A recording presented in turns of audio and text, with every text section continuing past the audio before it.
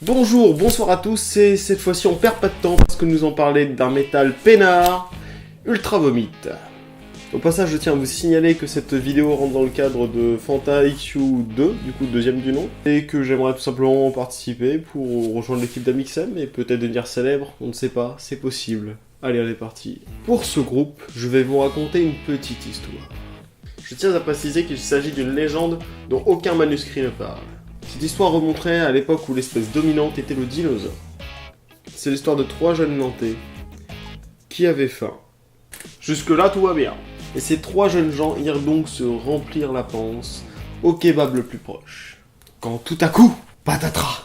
Et on sait de sources absolument pas sûres que l'extinction des dinosaures serait probablement due à la première répète du groupe, lorsque Fœtus accorda sa corde de mie. Et voilà, Ultra Vomit était né. Et là, normalement, c'est le moment où vous me dites: Mais Axel, mais c'est n'importe quoi ta vidéo, on comprend rien, qu'est-ce que tu nous racontes, d'habitude c'est sérieux et tout, puis là on comprend rien.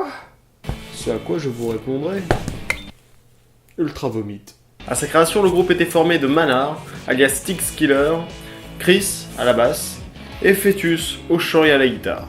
Vous vous attendiez vraiment à ce que je parle normalement de ce groupe? Que nenni! Et je peux vous dire que quand j'arrive à caser que nenni, je peux vous dire que c'est important. Putain, j'ai casé que nenni. Il s'agit donc d'un groupe de metal grindcore punk parodique. Tout d'abord, sachez que pendant les 2 premières années de la formation, le groupe s'est littéralement touché la nouille. Quand tout à coup, le groupe accouche de son premier album démo, Kebabized at Birth, album qui va rencontrer un franc succès. Dans cet album, on assistera à la création d'un brutal death peinard.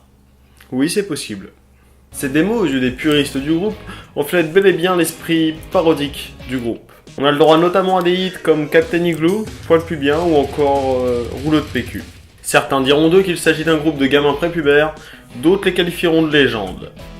Après avoir signé chez Obliteration Records, à l'ancrer face à on sait jamais.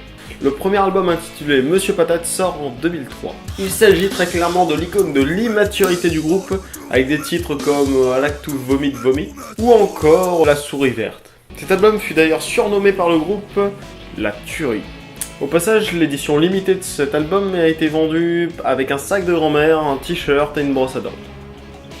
Par la suite, le groupe signe chez Sacral Production. Mais il a fermé peu de temps après. Eh bien, oui. En 2008, la formation va sortir son deuxième album, Objective Tune, qui ne sortira que sur les plateformes de téléchargement payantes. La même année, la formation signe chez Listenable Records pour distribuer l'album sous sa forme physique.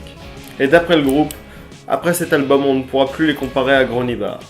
Et c'est à partir de ce deuxième album que la formation se retrouve à 4 au lieu de 3. Le groupe a eu quelques soucis avec les bassistes, c'est-à-dire qu'ils en ont viré un certain nombre et ils ont beaucoup tourné. Dans le sens où ils avaient leur premier bassiste, Chris, qu'ils ont changé pour Pierre Jacou, qu'ils ont changé pour Magali Fourcade. D'un coup, ils se sont retrouvés avec un certain Flocos, qui finalement prit la guitare et laissa donc la basse au nouveau venu, Bosson. En 2009, Ultra Vomit va tourner dans le court-métrage This is Ultra Vomit. Bien sûr, il s'agit d'une blague de plus, sachant qu'il s'agit d'un faux reportage sur un live du groupe.